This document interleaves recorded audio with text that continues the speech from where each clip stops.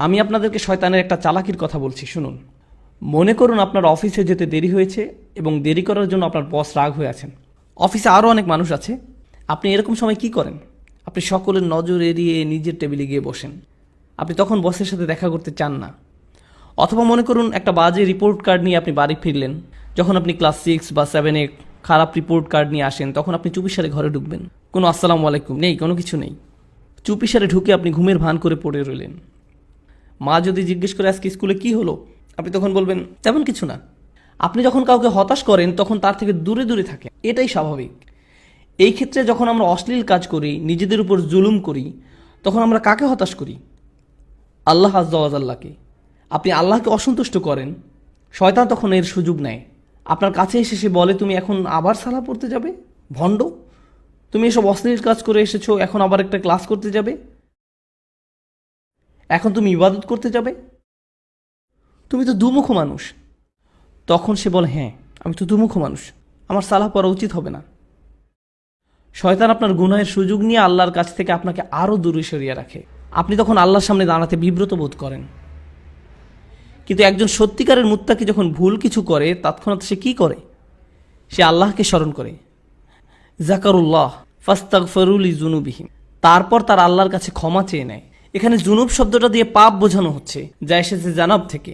জানাব দিয়ে মূলত বোঝানো হয় এমন একটা পাপ যার কারণে আপনি অসম্মানিত বোধ করেন, এমন কোনো কাজ যার কারণে আপনি লজ্জিত, বিব্রত।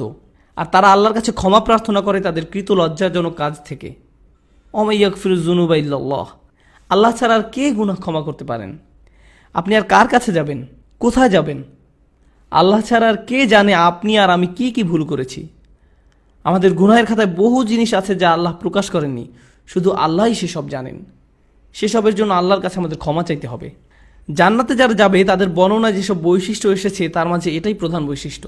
উলাইকা লাহুম জান্নাতুন তাজরি মিন তাহতিহাল আনহারু খালিদিনা ফিহা, তাদের জন্য প্রতিদান হলো তাদের পালনকর্তার পক্ষ থেকে ক্ষমা এবং জান্নাত, যার তলদেশে প্রবাহিত হচ্ছে প্রস্রবণ।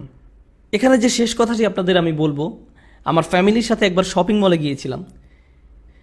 সেখানে এক মা তার ছেলেকে ভীষণ বকা দিচ্ছিলেন, আর ছেলেটা চিৎকার করে কাঁদছিল।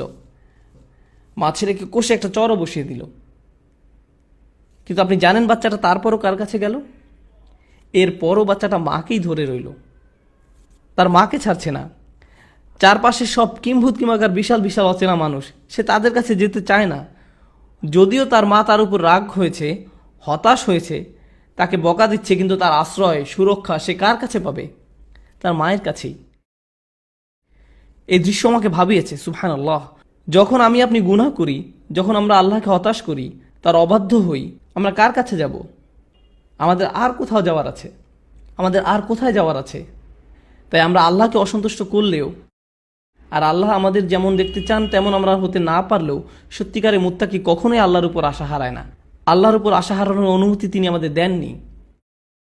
লা তাকনাতু মির রাহমাতিল্লাহ, সত্যিকারের মুত্তাকি কখনোই আল্লাহর উপর আশা হারায় না। আল্লাহর উপর আশা হারানোর অনুমতি তিনি আমাদের দেননি। এই আচরণ আমাদেরকে রপ্ত করতে হবে।